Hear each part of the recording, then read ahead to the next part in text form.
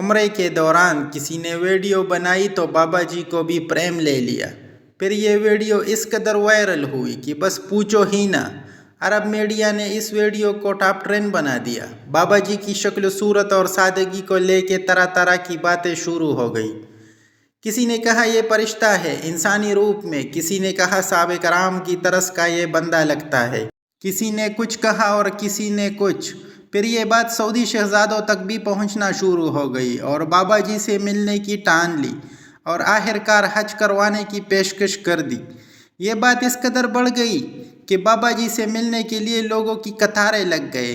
اللہ نے بابا جی کو بے پناہ عزتوں سے نواز دیا، اتنی عزتیں دے دیے جن کا کوئی شمار نہیں۔